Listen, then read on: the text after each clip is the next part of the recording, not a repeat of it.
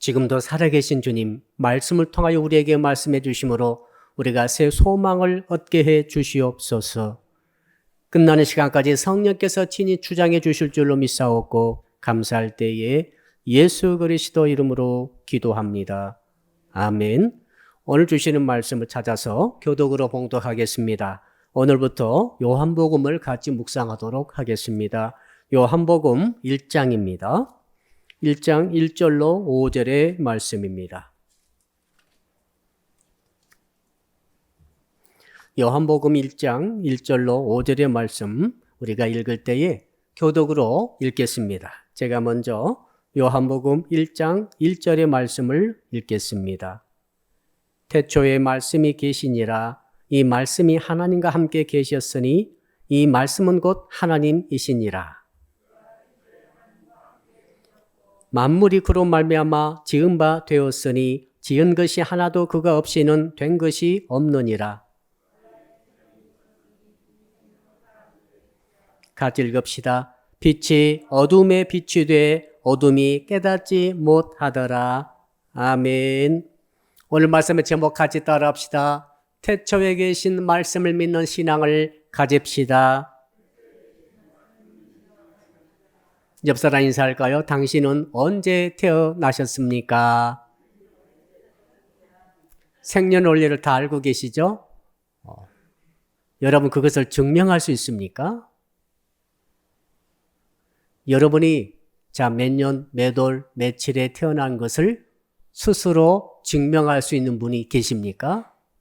어머니가 그때 낳았습니다. 어머니가 무슨 병원에서 무슨 산부인과에서 혹은 무슨 산파원에서 몇 월 며칠 몇 시에 낳았다고 되어 있고 그것에 기록돼 보니까 기록에 그 병원에 가면 출생기록표가 있죠. 출생기록부가 있습니다. 이렇게 말할 분이 계실지 모르겠어요. 그러나 지금 제가 묻고 있는 것은 여러분이 여러분 스스로의 탄생한 순간을 증명해 봐라 하는 것이죠. 한 사람도 없어요. 왜 그런가 하면은 자기가 태어날 때 태어난 것 같은데 태어난 것을 확신하니까 내가 있죠? 내가 존재하지 않습니까? 그런데 태어난 순간을 본 적이 없어요. 경험도 다 잊어먹었죠. 그러니까 사실은 나 스스로 내가 태어난 그 생년월일, 태어난 그 출생에 대해서 증명할 길은 없는 거예요. 다 다른 사람이 보았다, 비디오를 찍어놨다, 이런 거, 그런 거에 다른 사람의 증거하는 것이고, 나 스스로는 이 귀한 나라고 하는 인생이 왜 존재하게 되었는지, 존재의 출발, 존재의 시초, 존재의 그 출발점, 이것도 증명하지 못하고 있다.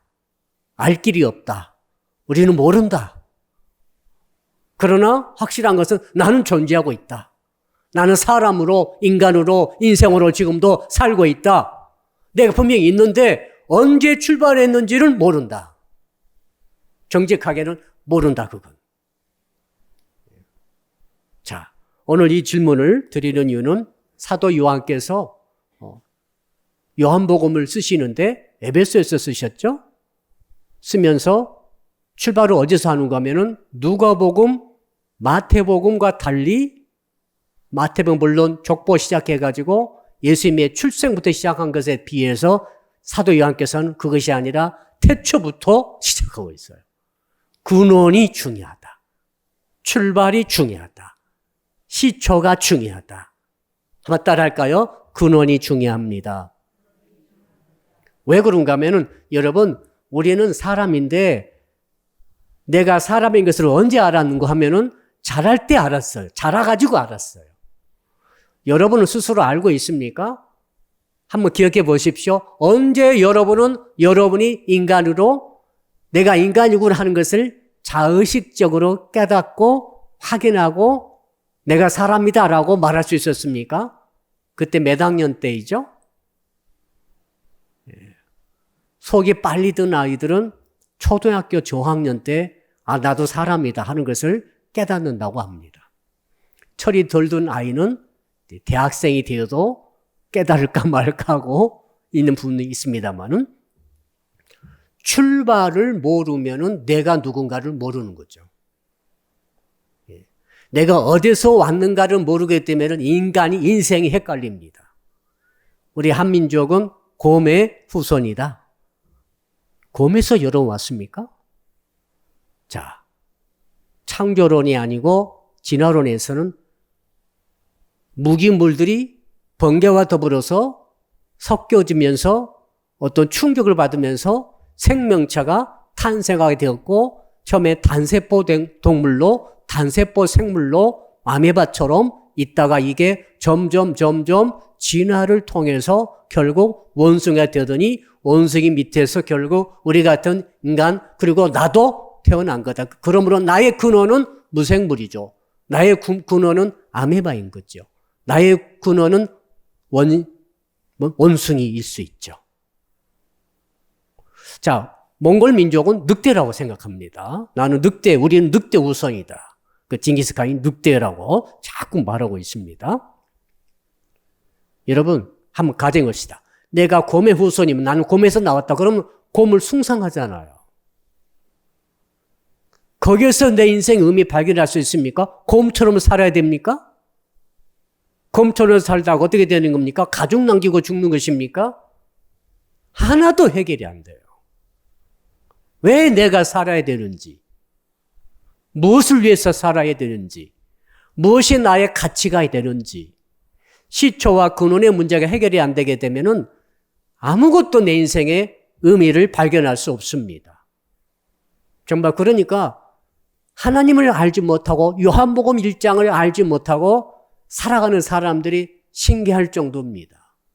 열심히 재미있게 의미를 느끼며 산다고 말을 하지만은 우리가 다시 한번 요한복음 1장을 읽으면서 태초의 문제, 출발의 문제, 근원의 문제, 내가 도대체 어디서 왔는가?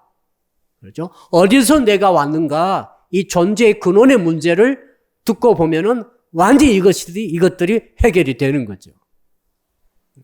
뭐 때문에 슬퍼합니까, 여러분? 뭐 때문에 아파합니까? 뭐 때문에 고민하고 있습니까? 뭐 때문에 염려와 걱정과 근심에 쌓여 있습니까? 무엇을 때문에 그렇게 두려워하십니까? 근원을 모르기 때문에 그렇죠. 근원을 잘 모르기 때문에 그렇죠. 내가 어디서 왔는지가 확실하다고 한다면은 내가 무엇은 두려워하고 무엇은 두려워할 필요가 없다고 하는 것이 정립이 될 것 아닙니까? 무엇은 의미가 있고 무엇은 의미가 없다라고 내가 확실해질수록 우리는 명확해지지 않겠습니까?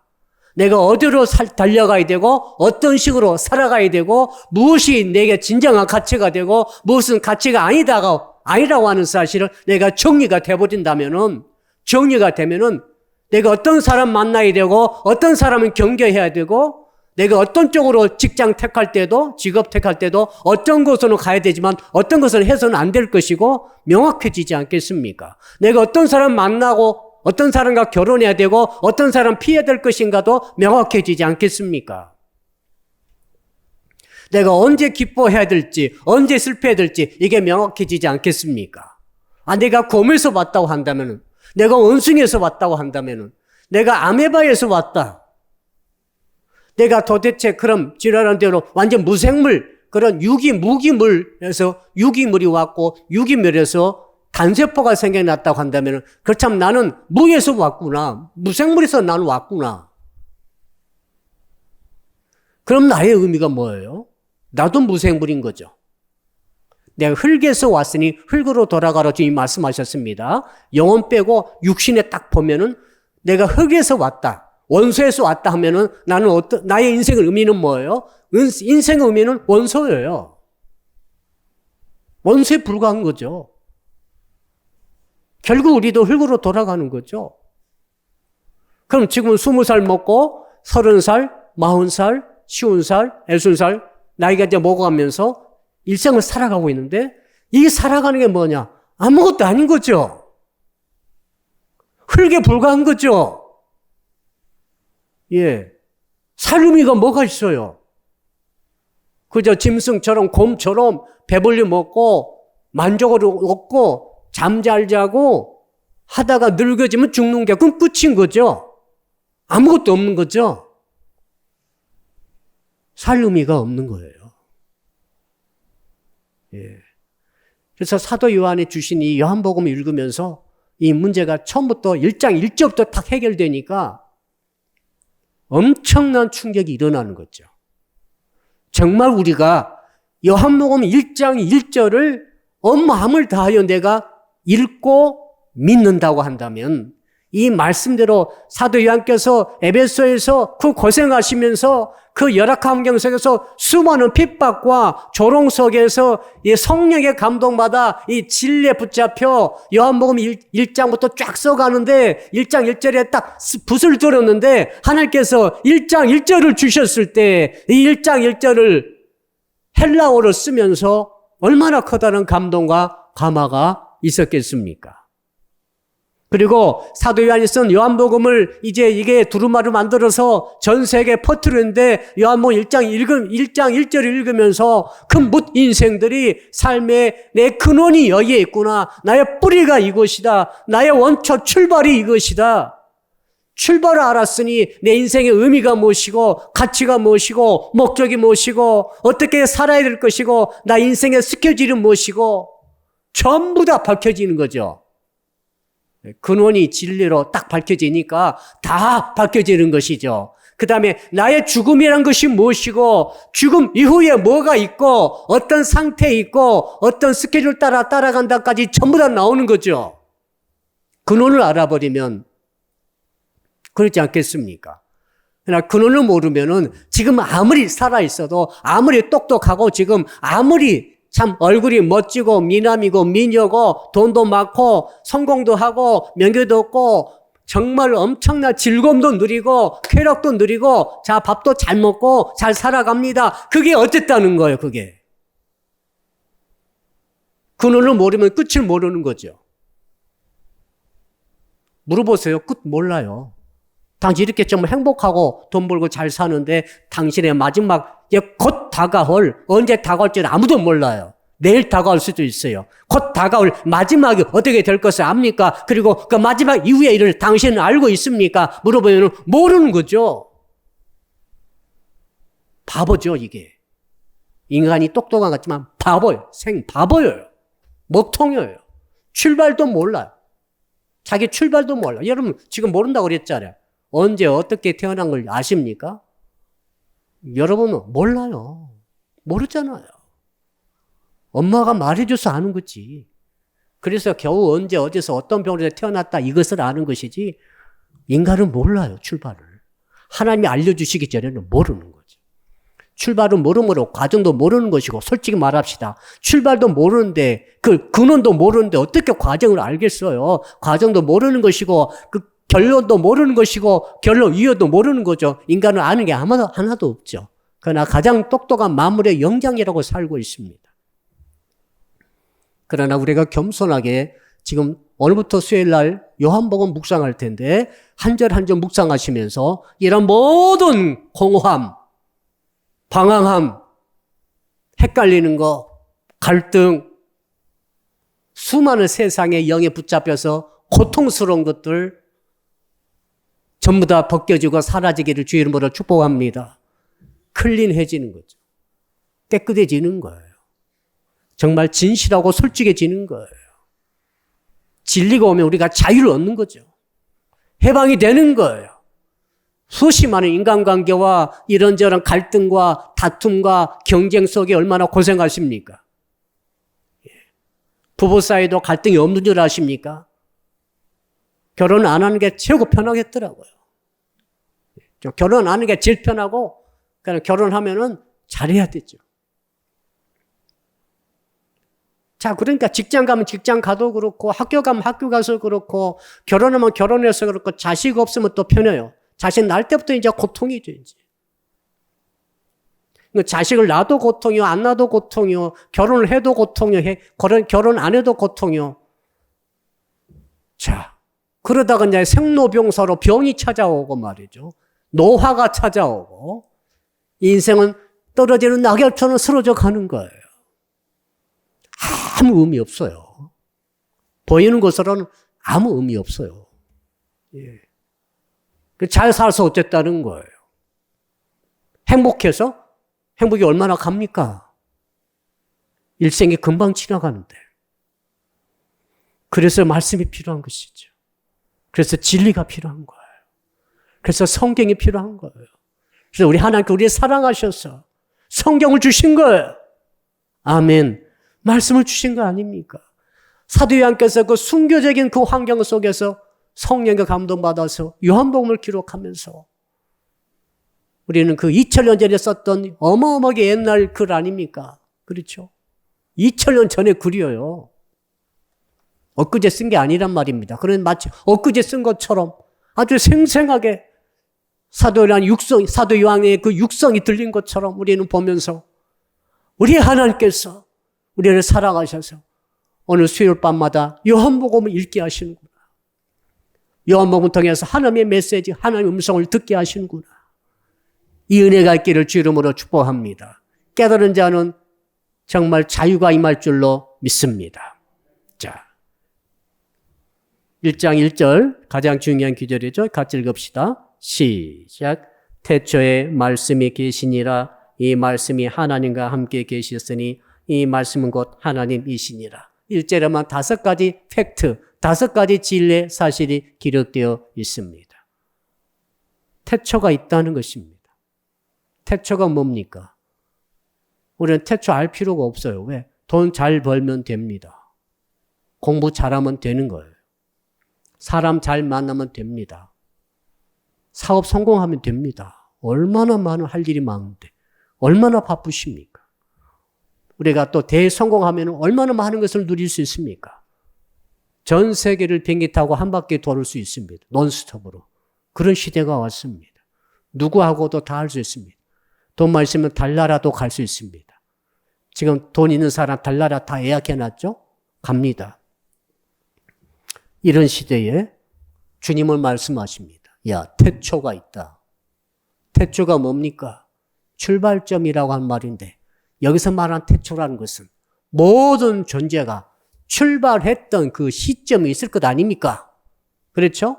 여러분의 생일이 있듯이 인간이 출발할 때 점이 있겠지요. 자, 불신자 입장에 생각해 보세요.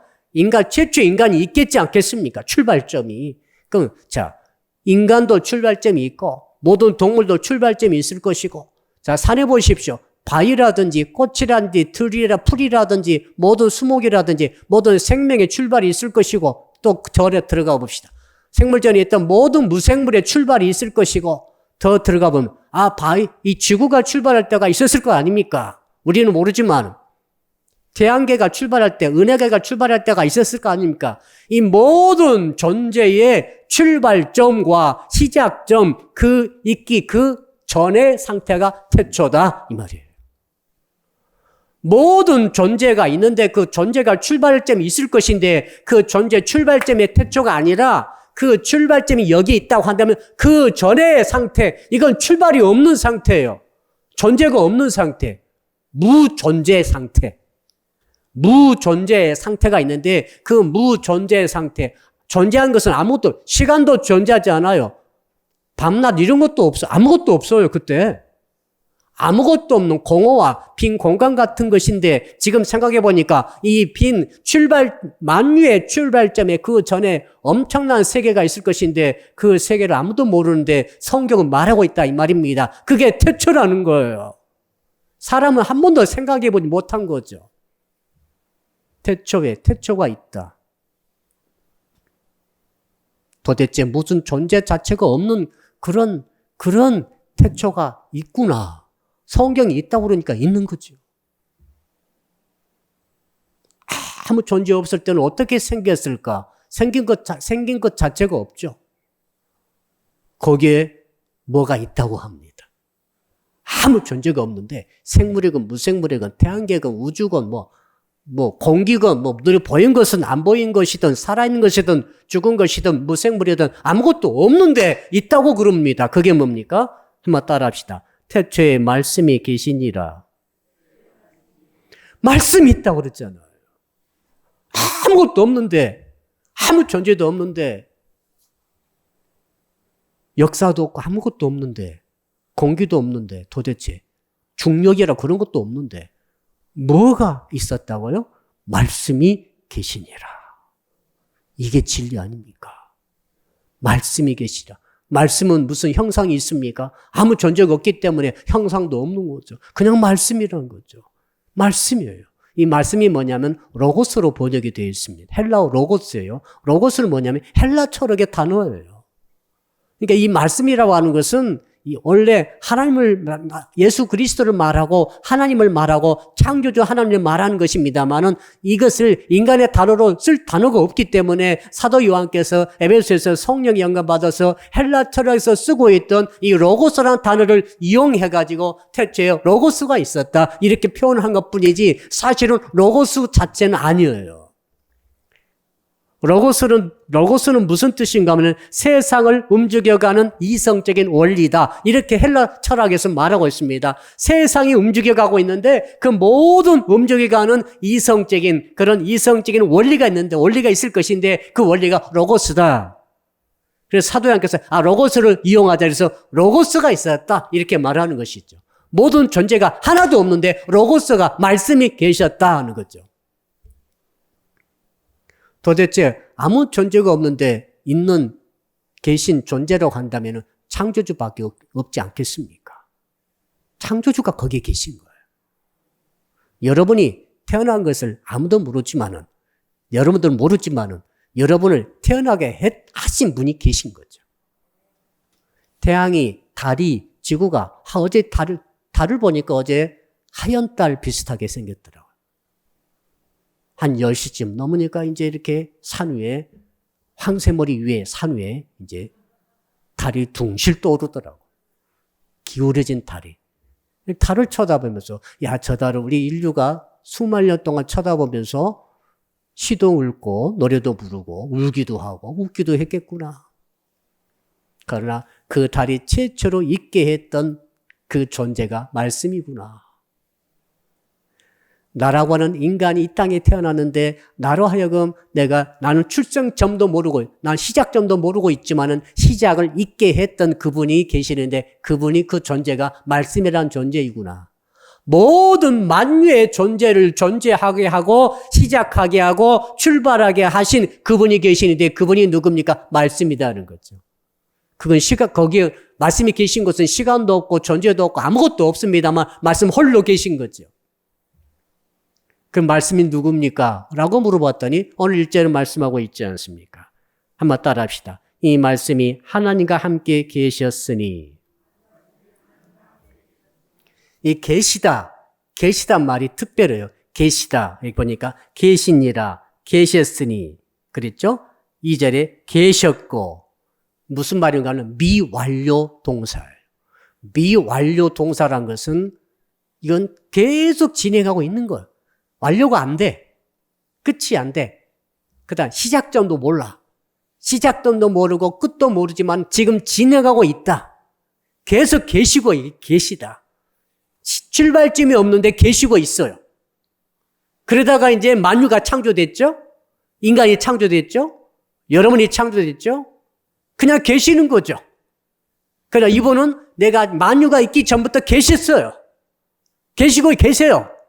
계셨던 그분이 과거에 계셨지만 지금도 계시고 앞으로도 계시고 영원히 계시다. 미완료 동사란 말이죠. 이분이 하나님이십니다. 하나님 품에 떠나서 어디로 가겠어요? 하나님 심판 피해서 어디로 가겠어요? 하나님 인간이 살아봐야 100년인데 범죄하고 자기 마음대로 모든 짓을 다 하고 모든 이 욕구를 통해 모든 짓을 다 하고 그리고도 편할 줄 알았습니까? 그리고도 심판이 없을 줄 알았습니까? 그리고도 홀로 자유할 줄 알았습니까? 자유 하지 마세요. 이런 하나님 따라서 어디에 지금 하나님 따라서 자유를 누릴 수 있겠어요? 시간도 없는 것부터 계셨다니까. 시간이 없는데 계셨다고 말씀이. 그리고 우리를 하면 시작하게 하신 분이 하나님이세요. 말씀이신데 그분이 계셨다는 거죠. 근데 알고 보니까 그분이 하나님과 함께 계셨다. 따라합시다. 하나님과 함께 계셨다. 자, 당신과 내가 함께 있어. 함께 있단 말입니다. 이 말은 무슨 말인가 하면 모든 것을 공유한단 말이죠. 여러분, 부부가 모든 걸 공유합니까? 공유 못합니다. 남편은 아파 죽겠는데 아내는 안 아파. 아프면 공유합니까? 공유 안 되는 거예요. 인간은 그런 존재예요. 알았어요? 이 사람 너무 기뻐해. 나는 안 기뻐. 친구가 성공해서 기뻐하죠? 나는 안 기뻐. 이상하죠? 이상합니다, 인간이. 인간은 너무너무 이기적이에요. 너무너무 자기 중심적이에요. 몸뚱아리를 갖고 있으면은 이거 완전히 느낌이 달라요. 당신이 배고픈데 나는 배가 하나도 안 고파. 누구는 졸려 죽겠는데 나는 하나도 안 졸려. 누구는 기쁘고 행복하네. 나는 정말 슬프고 아파. 공유할 수가 없어요. 근데 여기 나와 있는 단어, 이 말씀이, 자, 존재하기도 전에 모든 만유 존재 전에 계셨던 말씀이 계셨는데, 가만히 보니까, 이 사도 요한이 깨닫고 보니까, 말씀이 하나님과 함께 계셨다. 하나님이 계시는데, 하나님은 전지하시고, 전능하시고, 창조주이신 하나님이신데, 그 하나님 말씀과 함께 있었다. 그러니까 하나님과 이 말씀은 모든 것을 공유한다. 공유 안 된 게 하나도 없다. 한 몸뚱아리인 것처럼, 감정이 하나인 것처럼, 몸이 하나인 것처럼, 느낌과 생각과 의도와 계획과 행동과 모든 것을 공유하는 상태로 계시는데, 동시에 독립적이다. 완벽한 독립성을 갖고 있다. 하나님은 하나님대로, 말씀은 말씀대로, 성자 하나님은 말씀이시죠. 성자 하나님, 예수님은 말씀대로, 그리고 성부 하나님은 하나님대로 이 두 분이 공유하시는 거죠. 100% 공유함과 동시에 100% 독립적인 성격을, 인격으로 계신다. 그런 게 뭐가 있겠습니까? 우리는 모르죠. 인간은 없어. 인간 세계는 없어요. 아무리 사랑해도 안 돼. 로미오와 줄리엣 보세요. 자, 로미오와 줄리엣 가만히 보시게 되면 너무너무 공유하고 싶어서 따라 죽지 않겠어요? 따라 죽는 거예요. 죽음으로써 하나 될 수 있다고 했지만은, 그러나 죽었으면 죽은 대로 따로따로 죽고 만 거죠. 죽어도 공유는 안 되는 거죠. 그러나 말씀이신 하나님과 성부 하나님과 성자 하나님은 완벽한 공유함과 동시에 완벽히 독립적으로 인격으로 존재하신다. 그리고 또 누가 계십니까? 성령 하나님이 계신 거지요. 그래서 삼위일체가 거기 나오지 않겠습니까? 자, 그럼 성부 하나님과 성자 말씀이신 하나님이 이렇게 공유로 계시면서 동시에 독립적으로 계셨는데, 언제요? 태초에 그렇게 계셨단 말이죠. 그럼 그분이 어떻게 하셨는가? 채취하신 일이 있죠? 그 다음 따라합시다. 이 말씀은 곧 하나님이시니라. 그러니까 이 말씀은 누구냐? 성부와 하나님보다 밑에 있는 분이 아니고 완벽한 동격이신 하나님이시더라. 하나님과 100% 공유하고 하나님과 완전 동격으로 독립적으로 존재한다면은 그분도 하나님이신 거죠. 맞죠? 계급이 똑같을 뿐만 아니라 완벽한 100% 공유와 100% 독립을 아울러 갖고 있다고 한다면은, 하나님과 그렇게 나란히 있다고 한다면, 함께 있다고 한다면 말씀은 하나님이시죠. 따라합시다. 말씀은 하나님이십니다. 이것이 요한복음의 전체 주제예요. 요한복음이 다 주장하려고 하는 목적 자체가 정확하게 나와 있죠. 요한복음은 아주 특징이 있죠. 요한복음의 특징이 뭡니까? 목적을 확실히 한다는 것이죠. 목적이 뭡니까? 요한복음의 목적은 정말 뚜렷합니다. 모든 사람들이 예수를 하나님으로 알게 하는 것이 목적이라고 그랬죠. 그래서 예수님을, 말씀을 하나님으로 알아서 믿어서 영생을 얻게 하려는 것이 요한복음 전체 목적이라고 사도 요한께서 정확하게 밝히고 있습니다. 그러니까 요한복음을 잘 읽으신 분은 이제 말씀 볼 때마다 하나님으로 받는 거죠. 말씀은 하나님이시다.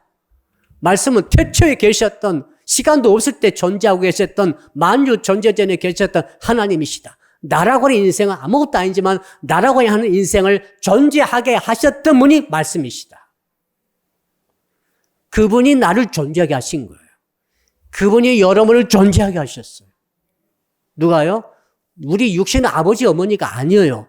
육신의 아버지 어머니는 하나님의 심부름꾼으로 하나님의 통로가 된 것뿐이고 나라고 하는 인생이 지금 이 21세기에 내가 지금 이 땅에 존재하고 살아가게 하는 존재하게 만들었던 출발하게 만들었던 분이 말씀이신 하나님이시다. 이걸 지금 주장하고 있는 거죠. 그러므로 내 인생의 의미는 말씀에서 오는 거죠. 내 인생의 목적도 말씀에서 오는 거죠. 내 인생의 스케줄도 말씀에서 오는 거예요. 내 인생의 의미도 마무리도 말씀에서 오는 거죠. 내 인생에 죽음이 올 것인데 여러분 죽음 다 올 것입니다. 죽음의 의미가 말씀에서 오는 거예요. 죽음 이후 어떻게 됩니까? 나의 죽음 이후의 상태와 죽음 이후의 스케줄을 말씀이 주시는 거예요. 할렐루야. 말씀이면 다 돼버리는 거예요. 말씀은 모든 것입니다. 말씀은 하나님이시기 때문에 그래요. 말씀 우리 존재를 있게 하신 그분이세요. 여러분 계획할 때 말씀대로 계획하셔야 돼요. 그러니까. 누구 만날 때 말씀대로 만나셔야 되는 거예요. 살아갈 때 말씀대로 살아가셔야 되는 거예요. 우리 모든 것을 말씀에서 다 왔기 때문에 그렇습니다. 인생이 험하다고 하지 마세요. 인생이 고생스럽다고 말하지 마시라고요. 말씀에 확인하고 그 말을 하세요. 말씀에 나와 있는 것은 의미예요. 말씀에 나와 있는 것이 가치고 말씀에 나와 있는 것이 뭡니까? 곧 나오죠. 생명입니다. 자, 2절 같이 또 읽어볼까요? 시작. 그가 태초에 하나님과 함께 계셨고 중요하니까 반복하지 않습니까? 태초에 아무것도 존재하는 것이 없는 존재도 시작하지 않은 그 공간이 있다고 하는 그 공간에 태초에 말씀과 하나님이 함께 계셨다. 완벽한 공유와 완벽한 독립 상태로 그것에 계셨다. 그리고 오늘 말씀에 나와 있지 않지만 성령님이 거기에 운행하고 계셨죠. 이것은 창세기 1장의 1절에 나오는 거죠. 하나님의 신이 수면에 운행하고 계셨죠. 공허하고 아무것도 없는 흑암의 그런 공간이 있다고 하는데 그게 태초 아닙니까? 태초에 수면에 하나님이 성령이 운행하시면서 거기에 하나님 아버지와 성자 말씀이신 하나님이 함께하고 계셨다. 왜 그렇게 함께하고 계셨을까? 하신 일이 이제 최초로 3절에 나옵니다. 3절. 우리 3절 같이 읽어봅시다. 시작. 만물이 그로 말미암아 지은 바 되었으니 지은 것이 하나도 그가 없이는 된 것이 없느니라. 만물이 이제 나온다는 거죠. 만물이 3절에 나옵니다. 1절에는 만물이 없었어요. 2절에 또 만물이 없었어요. 뭐가 있었습니까? 만물은 만유를 뜻합니다. 모든 존재, 눈에 보이는 것, 안 보이는 것 할 것 없이 모든 존재, 이 모든 세상에 존재하는 것들, 우주에 존재하는 것들 다 포함해서 생물, 무생물, 인간, 동물 할 것 없이 그 모든 원소 할 것 없이 그 모든 존재, 원소 하나가 딱 생겨났는데 그 모든 존재, 그 존재가 만물 아닙니까? 만물의 출발이 어떻게 되었고 시작이 어떻게 되었고 나라고 하는 인간이 어떻게 출발하게 되었고 어떻게 근원이 무엇이고 이것이 3절에 다 담겨 있지 않습니까? 만물이 그로 말미암아 지은 바 되었으리. 할렐루야. 따라합시다. 그로 말미암아 지은 바 되었다. 그런 말미암아, 그러니까 그가 아니면은 우리는 없는 거예요. 그가 아니면 만물은 없는 거예요. 여러분이 지금 자 꼬집어 보세요. 아프죠? 살아있죠? 살아있잖아요, 지금. 보고 있죠? 지금 생각하고 있죠? 지금 설교 듣고 있죠? 뇌로 생각하고 있죠? 배에서 꾸룩꾸룩 소리가 나죠, 지금. 배고프신 분들? 여러분이 지금 존재하는 것은 그 때문에 존재하는 거죠. 그로 말미암아 지금 존재하는 거죠. 그거 없으면 존재도 없는 거예요. 인간은 말이죠. 하나님의 말씀이 없으면 인간은 없는 거예요. 여러분은 말씀 없으면 여러분은 없는 것입니다. 말씀이 있기에 내가 있는 거예요. 따라합시다. 말씀이 있어서 내가 있습니다. 이렇게 말씀이 중요한 거죠. 나라고 하는 존재의 본질이라니까요. 나라고 하는 존재의 시작점을 말씀이 주었다니까요. 그로 말미암아 지은 바 되었으니 이건 이제 드디어 과거동사죠. 드디어 시간 안에 들어온 거죠. 시간이 없었는데 3절부터 시간이 생긴 거죠. 만물이 그런 말미암아 하나님 아버지와 말씀이신 예수 그리스도가 함께 계셨는데 그분이 드디어 어느 시점에서 시간이 탄생하면서 시간이 만들어지면서 만물을 지었다. 그래가지고 결과 우리가 지금 경험하고 있는 만물이 나와 있다. 그 가운데 나도 포함되어 있다. 인간도 포함되어 있다. 여러분, 우리 인간은 말이죠. 만물을 존중해야 됩니다. 생물을 존중해야 돼요. 하나님이 함께 있게 했던 이 만물을 너무너무 인간이 학대해가지고 수만 종의 생물이 이미 멸종했어요. 이미 멸종했다고요. 지금 멸종해 가고 있어요. 식물이건 동물이건 좋은 것은 다 없애버렸습니다. 이 공해로 말미암아 아무튼 채취로 말미암아 수렵으로 말미암아 다 죽어 없어지고 말았습니다. 멸종되어 버렸어요. 끔찍한 일이죠. 창조자 하나님께서 그께서 누굽니까? 자, 바로 말씀이신 예수 그리스도와 창조주 하나님 아버지께서 함께 계셨던 그분이 만들어 놓았는데, 만유를 만들어 놨는데 그 중에 많은 것들을 인간이 없애버렸다. 이건 인간의 큰 죄죠. 큰 죄입니다. 이건 엄청난 큰 죄악이라고 생각이 됩니다. 아무튼 가장 중요한 것은 나라고 하는 존재가 있게 된 것은 말씀이다. 한번 따라합시다. 나의 근원은 말씀이십니다. 이게 우리의 뿌리 밖에 있어야 돼요. 그러면은 내 모든 것은 말씀에서 온 거예요. 자, 그 다음에 뭡니까? 지은 것이 하나도 그거 없이는 된 것이 없느니라. 여러분, 아무것도 하나님의 말씀의 창조에서 벗어날 수가 없어요. 우리가 만나는 모든 것들, 경험하는 모든 것들, 할 수 있는, 해야 되는 모든 것들, 하게 되는 모든 것들, 또 맞닥뜨리게 된 모든 상황들은 전부 이미 말씀에서 지었기 때문에 왔다는 사실을 믿으시기를 바랍니다. 하나도 그거 없이는 예외가 하나도 없다. 자, 우리는 지금 만유 안에 살고 있죠. 모든 존재, 땅은 땅에 원소가 있을 것이고, 하늘의 공기에 모든 원소가 다 있을 것이고, 아무튼 분자건 이런 모든 구조 속에 우리가 살고 있는데, 이런 모든 만유는 전부 다 말씀이 만들었다. 지었다. 그리고 너희들은 그 말씀 안에서 지어진 만유 안에서 지금 살고 있다. 예외가 하나도 없다. 그러므로 만물을 만날 때에 만유와 경험할 때 세상을 살아갈 때 우리가 계속 만유를 만나지 않습니까? 생물이든 무생물이든 사람이든 동물이든 우리가 만나게 되는데 이 만날 때마다 말씀의 원리에 따라서 말씀의 지시에 따라서 말씀의 뜻에 따라서 말씀의 인도를 따라서 우리는 만물을 접촉하고 만나야 할 줄로 믿습니다. 이걸 벗어나면 안 돼요. 이걸 잘못 해석하면 안 돼요. 사람을 죽여서는 안 되는 거죠. 그렇죠. 말씀의 뜻이 뭡니까? 살아라고 사람을 주셨는데 왜 사람을 해칩니까? 왜 사람을 미워합니까? 왜 사람을 죽이려고 합니까? 왜 죽이는 분도 있습니까? 왜 사람을 속이는 것입니까? 왜 사람을 때리는 것입니까? 왜 사람에게 상처를 주는 것입니까?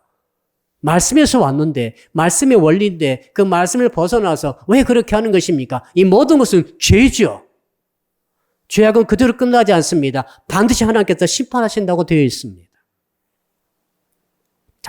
그러므로 이제 우리 인생 살아갈 때 만유 가운데 살아감으로 말씀에서 온 만물 가운데 살아감으로 말씀의 뜻대로 우리 인생을 살아가야 할 줄로 믿습니다. 자, 4절 한번 읽어볼까요? 4절 시작. 그 안에 생명이 있었으니 이 생명은 사람들의 빛이라. 생명이 너무너무 중요합니다. 생명은 너무너무 신비합니다. 심장이 벌떡벌떡 뛰면서 말이죠. 특히 의사 선생님들은 생명을 너무너무 많이 경험할 것 같아요. 어떤 분은 죽고 생명이 끝나고 어떤 분은 생명이 살아나고 우리가 어린아이를 낳을 때 어머니들은 생명의 어린아이가 출산해가지고 품에 안겨있는 모습을 볼 때가 있을 거예요. 작은 강아지들 태어났을 때 얼마나 귀엽습니까? 생명이라는 게 너무 귀한 거죠. 생명은 무엇입니까? 식물에도 생명이 있죠. 동물에도 생명이 있죠.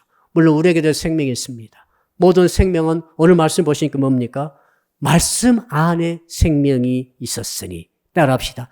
말씀 안에 생명이 있었으니. 말씀이 없으면 생명도 없는 거예요. 내 심장이 벌떡벌떡 뛰고 내가 육신이 살아있고 마음이 살아있고 영이 살아있고 내가 볼 수 있고 들을 수 있고 판단할 수 있고 내가 결정할 수 있고 선택할 수 있는 나란히 나라는 생명의 덩어리죠. 생명의 존재가 어디서 왔습니까? 말씀 안에 생명이 있다고 그랬잖아요. 말씀이 없었으면 생명도 없는 거예요. 우리 인생은 생명의 작용이죠. 생명의 작용이에요. 먹고, 입고, 쓰고, 일하고, 자고, 소비하고, 또 쉬고, 또 일하고, 또, 이제 우리 인간이 생명의 작용을 하면서 사람이 살아가게 됩니다. 이 살아갈 때 말이죠. 이 모든 것은 생명의 작용은 말씀에서 온 거예요. 생명의 작용이 말씀에서 왔다는 것을 오늘 우리가 알았지 않습니까? 그러니까 생명을 작용을 할 때, 생명을 영위할 때, 자, 오늘 가서 여러분 뭐 하실 것입니까? 쉬어야죠. 잠을 주무실 것 아닙니까? 생명의 작용이요, 잠자는 게. 잠자면서 피곤을 풀고 아침에 일어나면 어디 가면 출근해야죠. 장로님 출근하실 것입니까? 내일 아침에? 틀림없죠? 계속 잠 안 자죠? 출근하셔야 됩니다. 생명의 작용이죠. 오늘 학생들은 학교를 가야죠. 그렇죠? 일터로 가야죠. 또 주부도 또 할 일이 굉장히 많아요. 일을 하는 것입니다. 만나고 일하고 쉬고 먹기도 해야죠. 즐기기도 해야죠. TV도 봐야죠. 모든 생명의 작용이 어디서 왔다고요? 말씀에서 왔다. 그러므로 모든 생명의 작용을 말씀대로 해야 할 줄로 믿습니다. 따라합시다. 말씀대로 생명의 영위를 합시다. 말씀 떠나서 살면 안 되는 것입니다. 일을 할 때, 돈을 벌 때, 쉴 때, 놀 때, 서로 만날 때, 관계 맺을 때 말씀대로 살아가야 생명의 작용이 계속 일어나는 거죠. 근데 말씀과 어긋나게 하면 생명이 꺼져버린 거예요. 생명의 역작용이 일어난 거죠. 파괴가 일어나고 죽음이 일어나는 거죠. 사망이 들어오는 거죠. 말씀이 갈 때 생명도 가지만 말씀이 안 가는데 생명은 가려고 하면은 말씀이 여가 있는데 생명만 갈 수가 없단 말입니다. 말씀이 가면서 말씀 안에 생명이 들었기 때문에 말씀이 가면서 생명이 계속 증진되는 것이고 그게 어디까지 갑니까? 영생 천국까지 가게 되는 줄 믿습니다. 영원한 생명으로 가는 거죠. 영생으로. 말씀에서 온 거예요. 그러니까 우리가 살아갈 때 말씀대로 살아가야 된다 이 말입니다. 말씀에 역행하면 안 되는 거죠. 말씀에 역행한다는 것은 생명을 깎아먹는 거죠. 생명을 끊고 있는 거죠. 생명의 줄을 막 자기가 스스로 끊고 있는 거죠. 말씀에서는 야, 너 예배 드리라고 하는데 예배를 안 드리고 있어요?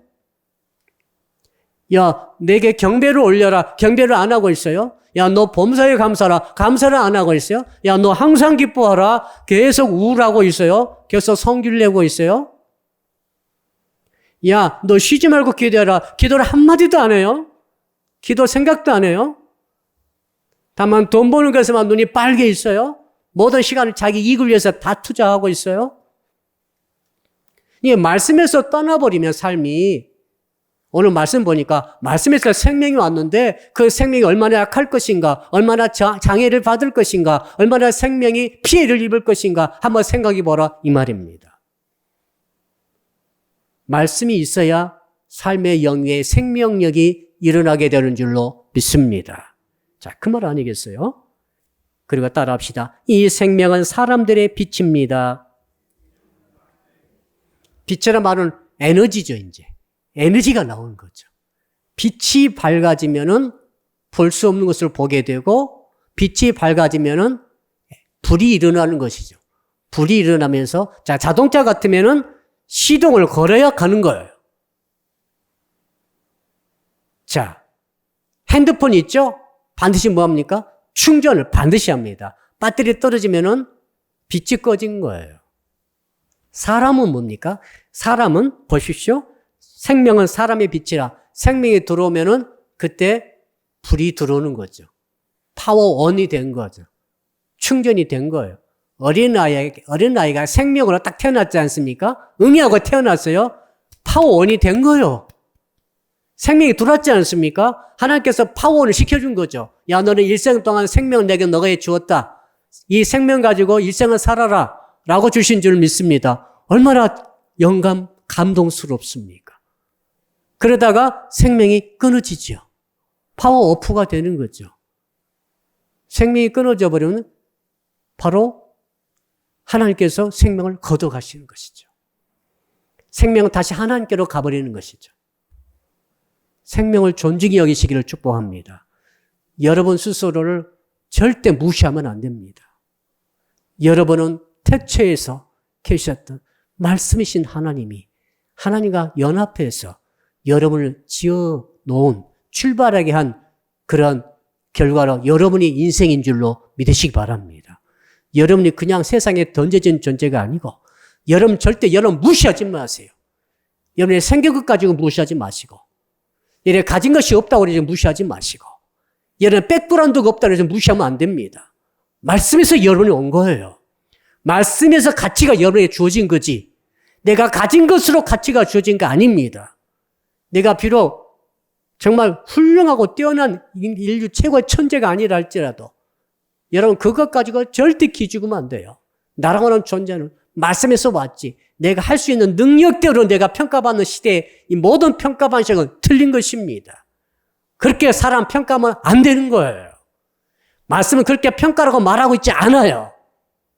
내가 가진 신분, 내가 얻은 그 재물, 내가 가진 지위 때문에 내 위치가 나 스스로를 평가하면 안 되는 것입니다. 내가 키가 작다고, 내가 얼굴이 이렇게 못생겼다고, 내가 가진 것이 하나도 없다고, 내가 배운 게 없다고, 내가 뭐 집안이 형편없다고, 이런 것까지 기죽으면 안 되는 거죠. 그 말씀에 역행하는 거예요. 우리는 말씀에서 왔지 않습니까? 말씀의 생명이 그 안에 들어있지 않습니까? 그 말씀이 주는 가치가 여러분의 가치인 줄로 믿으시기 바랍니다. 그거 아닙니까? 마지막으로 5절 같이 읽읍시다. 시작. 자, 빛이 어둠에 비쳤다 이 말이죠. 어둠은 빛이 없는 상태죠. 이 빛이란 것은 말씀에서 왔지 않습니까? 지금 말씀에서 생명이 있고 생명에서 빛이 있다 이렇게 말했는데 어둠이 갑자기 등장합니다. 어둠이 갑자기 등장하면서 이 어둠은 빛이 돼 모른다. 어둠은 불신의 세계죠. 태초의 세계, 하나님의 세계를 인정하지 않는 세계예요. 여러분 세상은 어둠의 세계예요. 아무리 화려하고 네온산이 많고 광고불이 반짝거리고 온갖 화려한 광고가 지금도 매체를 통해 핸드폰 통해 얼마나 많이 나오고 있습니까? 너무너무 화려하죠. 그 화려한 그러한 모든 것이 있다 할지라도 그건 깜깜한 어둠이다 이거죠. 하나님을 모르고 근원도 모르고 태초도 모르고 말씀이 자기 근원인 것도 모르고 자기 속에 생명이 어디서 왔는가 심장만 뛰면 생명이 있는 줄로 착각하고 아닙니다. 말씀에서 생명이 왔죠. 그리고 말씀에서 생명에서 빛이 와서 자기가 지금 살아가고 있는 것도 모르면서 그건 깜깜한데 그러니까 빛이 비춰도 모르는 것입니다. 그래서 뭐가 필요합니까? 말씀의 전달이 필요한 거죠. 말씀의 전달이 필요합니다.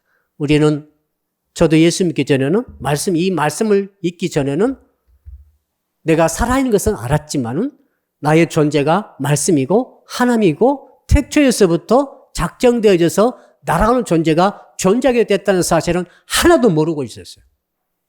근데 언제부터 하는가? 이 말씀을 요한복음 1장 1절을 읽으면서 5절까지 읽으면서 드디어 나라고 하는 존재가 말씀에서 왔고 바로 하나님이 나에게 생명을 주셨고 이것이 나의 빛이 되어서 지금 내가 이 헤드라이트를 켜고 자동차가 모든 것을 가듯이 핸드폰을 들고 파워온이 돼가지고 다 뭐든지 하듯이 인간이 하나님의 생명의 빛을 딱 비춰주시니까 그때 그래서 내가 지금 살고 있구나. 어느 날 하나님께서 나의 빛을 딱 꺼버리면 나는 끝이구나 하는 것이죠.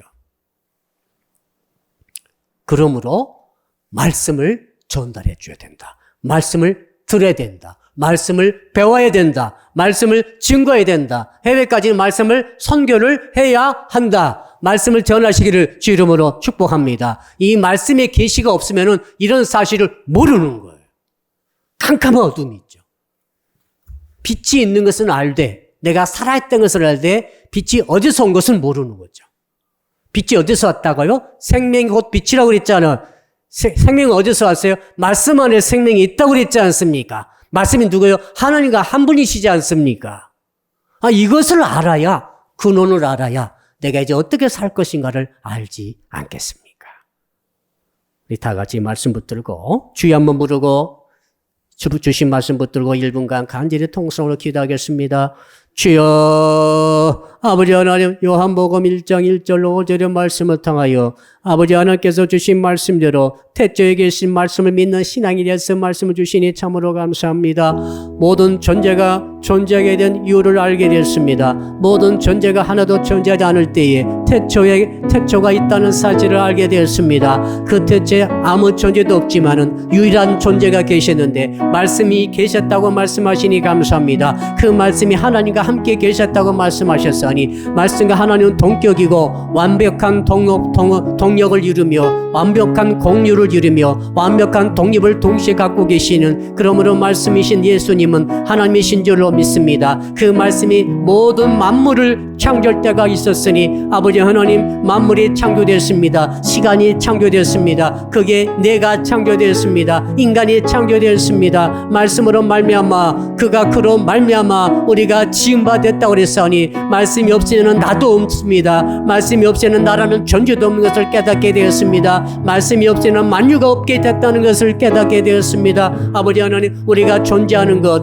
내가 존재하는 것, 만유가 존재하는 것은 말씀 때문인 것을 깨닫게 되었습니다. 그러므로 주여 말씀대로 살아가게 하여 주옵소서. 말씀대로 세상을 살아가게 하여 주옵소서. 말씀의 원리로 살아가게 하여 주시옵소서. 말씀의 뜻대로 살아가게 도와주시옵소서. 말씀 안에 생명이 있고 그 생명은 사람의 빛이라고 그랬으니 우리가 살아있는 것만 감사할 것이 아니라 나의 근원은 생명이고 이 근원을 갖다 주시면은 말씀이란 것을 깨닫고 말씀이신 하나님, 말씀이신 예수님을 하나님으로 믿게 하여 주시고 말씀이신 예수님을 하나님으로 믿는 이 진리를 전하게 도와주셔서 세상의 어둠 속에 있는 사람들이 빛을 받되 빛이 있는 것을 알지도 못한 사람들이 말씀이신 예수님이 하나님이시고 그분 통해 생명이 왔으며 그 생명 통해 빛이 왔다는 사실, 인생으로 내가 살고 있다는 사실을 깨달아 말씀이신 예수님을 하나님을 믿어 영생 얻는 자들이 다 되게 하여 주시옵소서.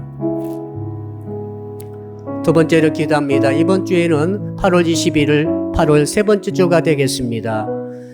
해방의 시리즈 세 번째 시간으로 질병으로부터 해방에 대해서 말씀 주실 때 이번 주에 큰 은혜가 있게 하시고 구체적인 육신의 치유와 정신의 치유와 영의 치유가 일어나게 하여 주시옵소서. 또 같이 기도할 때 우리 강영모 집사님 위해서도 회복을 위해서도 우리 주여 부르고 우리 한 2분간 간절히 기도합니다. 주여 아버지 하나님 감사합니다. 이번 8월 21일 주일을 허락해 주실 줄 믿고 감사합니다. 주여 해방 시리즈 세 번째 시간입니다. 하나님이여 질병으로부터의 해방에 대해서 말씀 주실 때에 우리 모든 성도들 가운데 예배드리다가 말씀 듣다가 기도하다가 회개하다가 찬양하다가 축복받다가 기도를 받다가 아버지 하나님 병이 낫게 하여 주시옵소서. 육신의 질병이 치료될지어다. 육신의 질병이 치료될지어다. 육신의 질병이 치료될지어다. 마음의 질고가 치료될지어다. 마음의 상처가 싸매질지어다. 싸매질 역사가 있게 하여 주시옵소서. 영적인 질고가 떠나게 하시고 해방이 되게 하여 주시고 악한 사람의 귀신의 역사가 떠나게 하시고 치료와 회복의 역사가 있게 하여 주시옵소서. 우리 강요모 집사를 기억하시고 강건케 해주실 줄 믿습니다. 회복시켜 주실 줄 믿습니다. 샘을 공급해 주실 줄 믿습니다. 하나님의 권능의 능력, 태초에 계셨던 말씀의 생명의 능력으로 치료하여 주시고 회복시켜 주시옵소서. 역사하여 주시옵소서. 감사합니다. 모든 말씀을 예수 그리스도 이름으로 기도합니다. 아멘. 하늘에 계신 우리 아버지, 아버지의 이름을 거룩하게 하시며 아버지의 나라가 오게 하시며 아버지의 뜻이 하늘에서와 같이 땅에서도 이루어지게 하소서. 오늘 우리에게 일용할 양식을 주시고 우리가 우리에게 잘못한 사람을 용서하여 준 것 같이 우리 죄를 용서하여 주시고 우리를 시험에 빠지지 않게 하시고 악에서 구하소서. 나라와 권능과 영광이 영원히 아버지의 것입니다. 아멘.